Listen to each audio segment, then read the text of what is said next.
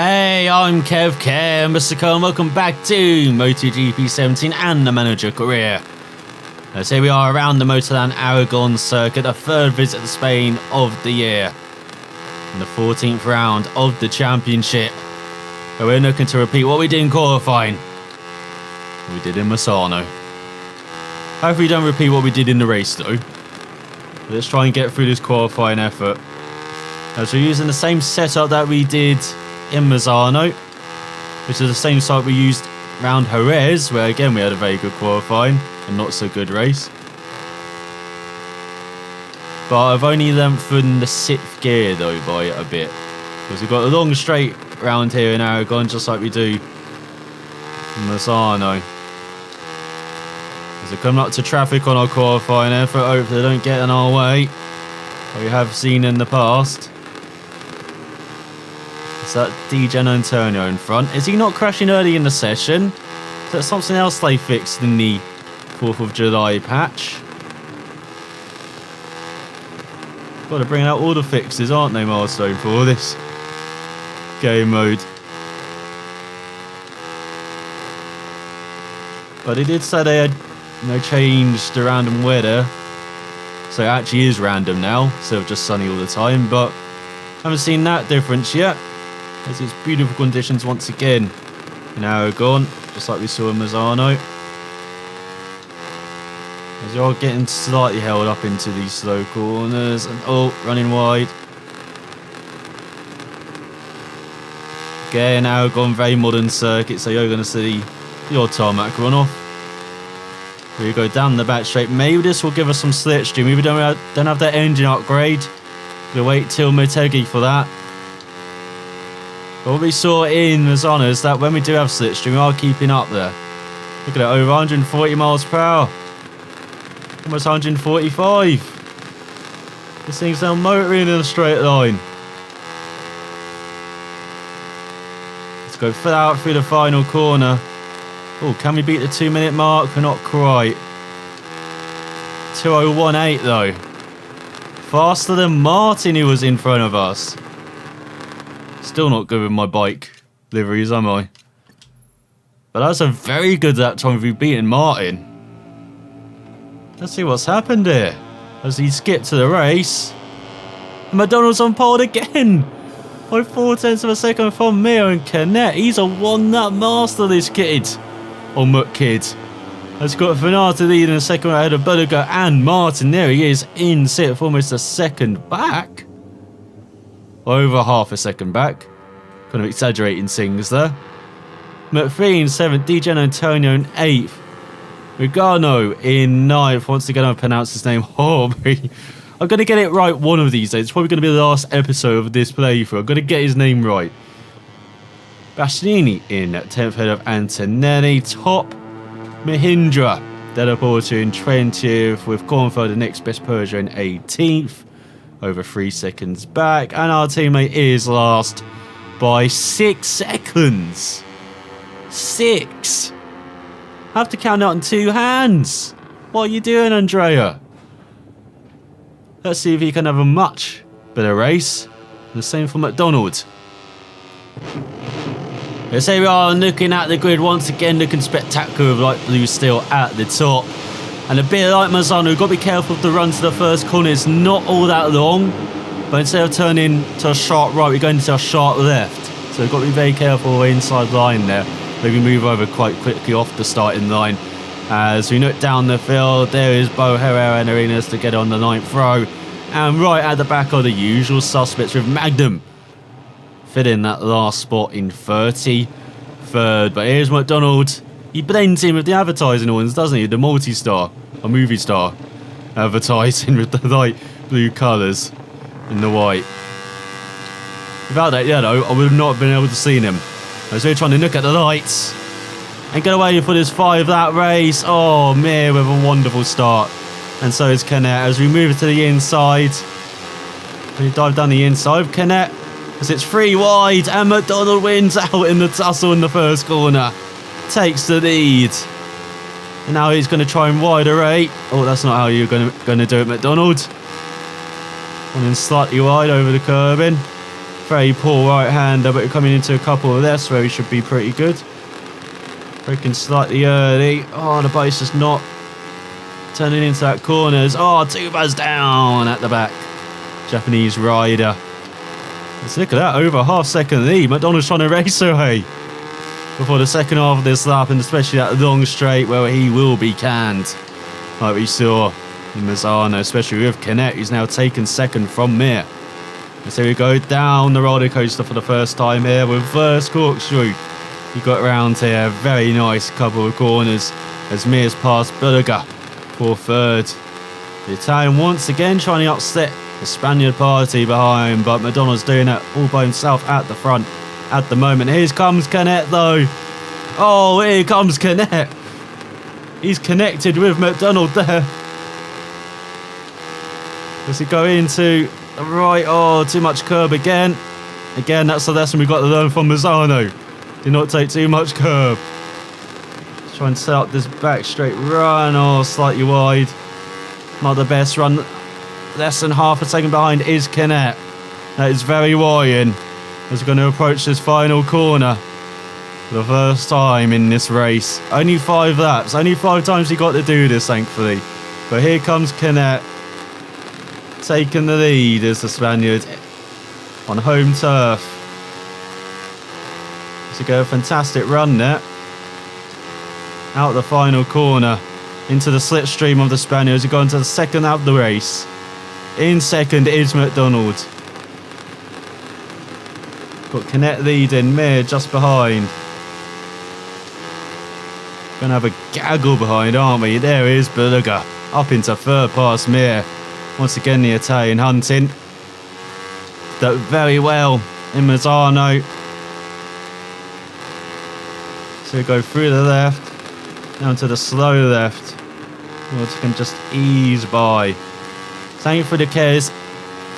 Cares? The curbs even are not as harsh round here as in Mazzano. So even if we do go over them, they're a bit flatter. So we shouldn't be seeing what we saw in the last lap. It's all Canet taking it down the roller coaster. So, as I say, that took way too much curve there. McDonald going a bit wide, but he's holding that inside line for the fast left. And oh, that's held up Canet. Maybe a fall into the clutches of Mir and Bulliger behind. Bulliger's in third, but here comes Canet. Down the inside, McDonald holding it round the outside though. Into that corner where we saw Marquez and Pedrosa clash a couple of years back in a crazy race. You do get those round here. Now, even with MotoGP. Even though the circuit doesn't really lend itself to kind of massive amounts of overtaking, as you've seen. But there's a couple of areas where you can overtake. You're seeing, as Canet nooks down the inside, will McDonald defend? Not yet. Too early in the race. So we've got 3 laps to go after this one.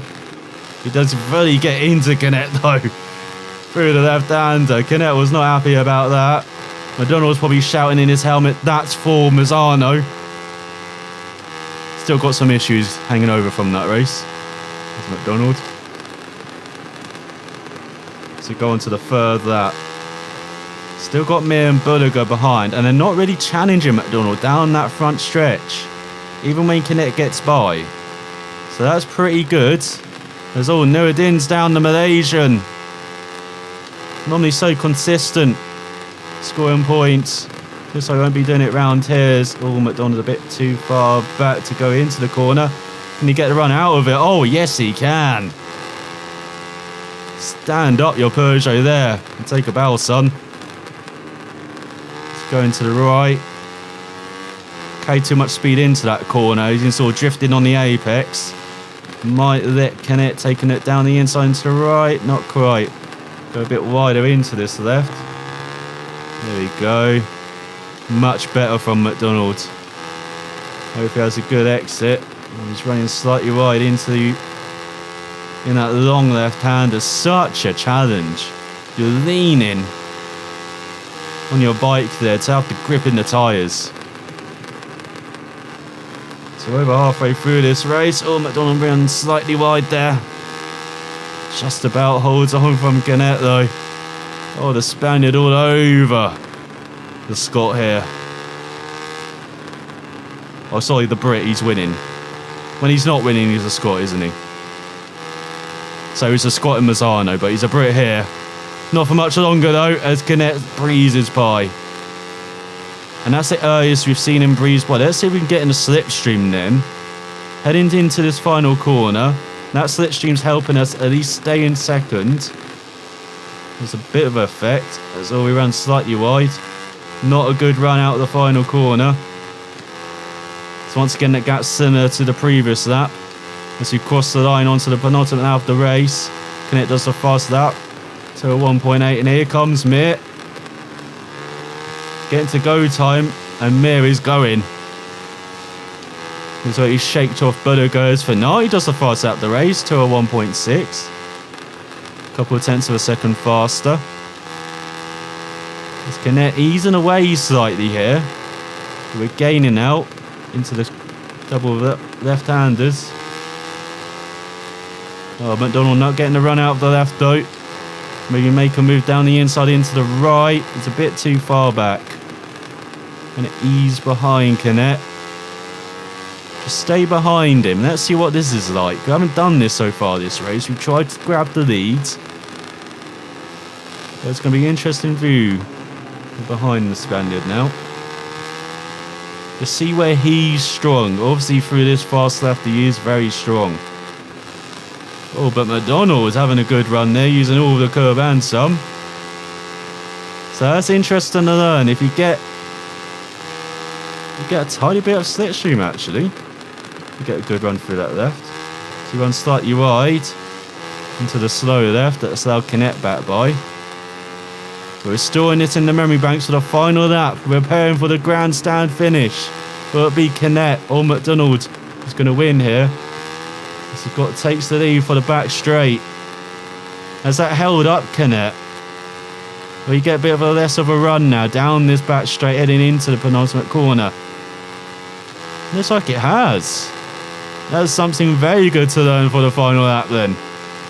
Canet's still behind. As we go through the final corner, oh, he's looking down the inside. McDonald's going to have to give it to him. And oh, if we do that then we actually lose. No, our first place and our win. So here we are on the final out of the race. Lots of good stuff.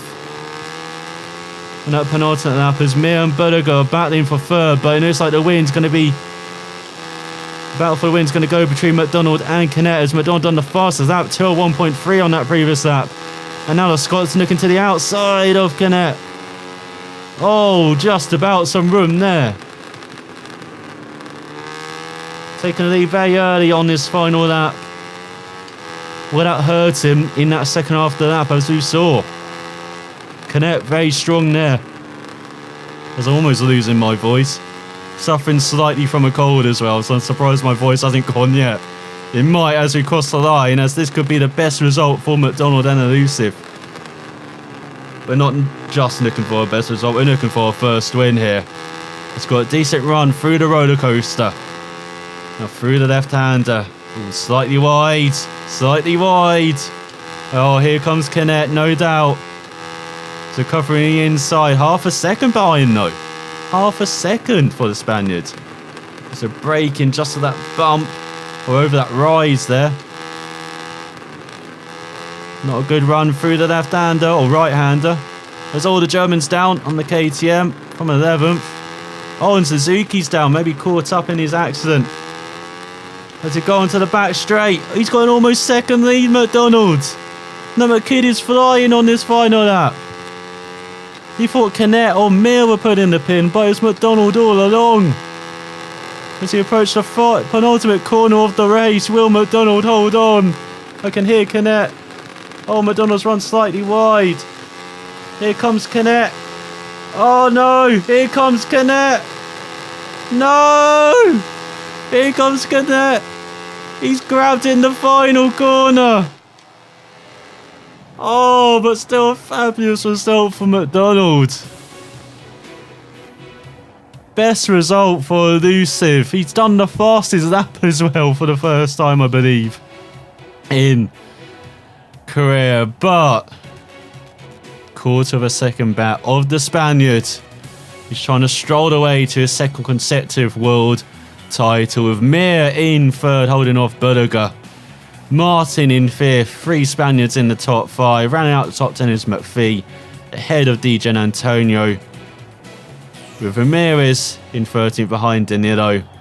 Just ahead of Rodrigo and Guerrero, the teammates, going the final couple of points. Just ahead of Kornfeld by 0.2 of a second on the Peugeot. That Peugeot very good in the race. As top Mindra goes to Bezecchi in 21st, ahead of Deda Portia. And my teammate's in 29th. Peugeot was definitely good in the race if he's in the top 30. What the hell? Ahead of Binder, Nuruddin and Tubo, who all fell, I believe. Actually, no, Binder didn't fall. He just had a poor race, did he? The South African. Finished Patrick in last. Was our teammate on that race? 29th. I'm more shocked at seeing that than seeing McDonald grab his best result so far. He may be still 12th in the championship, but he's just 15 points off the top 10 now, as Canet solidifies that championship lead after losing out to Mir in Mazzano. He's grabbed those points right back and leads by 31 points now over his fellow Spaniard. Berger in third, 45 points back. He's probably drifted away now from the title battle, even though he's just 14 points behind Mir. Martin in fourth, Fanati in fifth. As looking further down, Kornfeld up to 23rd. And our teammate's not last. He's ahead of finish Patrick. Oh, drinks on Andrea after that race. As Honda lead the constructor stands by an almost unassailable lead now, 84 points ahead of KTM. With Peugeot scoring 83 points now, a very good season for them with McDonald and Elusive. Mahindra yet to score. As there's a happy McDonald wave to your crowd. Second podium of the season. I know, so close at the end. But still second place, what a result. Nice little cutscene as well. Almost. Next time, game. Next time we get to Marda. As he definitely achieves a race objective. Put it up to 10th, we achieve it. Even 5th. What a fantastic race. Just ran slightly wide in that penultimate corner and out the loud. Connect to get the inside line for the final corner and grab the win. I just relaxed too much into that braking zone. I just needed to be tighter. But still, what a result. Best result so far for McDonald and Elusive. And that win is just round the corner, I feel. We're no longer dreaming of it. Even Andrea, look at that. 29th, he almost got the race objective.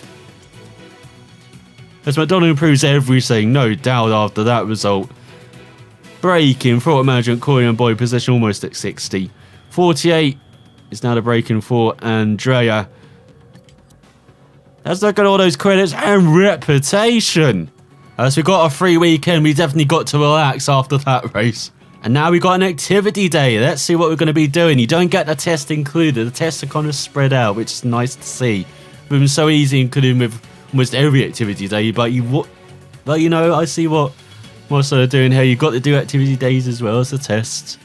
You know, spread them out as well. It could, be so easy to just, stack up the tests and, improve your bike rapidly instead of, still slightly spread out. With all the weeks improving your bike. But you have improved now the engine component. So almost at the top level for Peugeot with that engine. So only got one more upgrade if I'm recording correctly. Let's see what we can do. We can go to the gym for muscle building, improve our throttle control for our riders, or coordination, improve their body position, or go to the coach, improve their abs and back muscles, improve their cornering ability, or what we're going to be doing. The agreement with the airline, we always do this. So incur no magic cost for the next race transfer, always very helpful. As look at those credits, only 15,000. Not a lot at all. As next time out, we'll be going to the Tring Remote Taking and the Grand Prix of Japan. A pretty decent circuit for us as well. So can McDonald. finally achieved that first victory. Next time out, find out then. Southwatch, and I will see you then.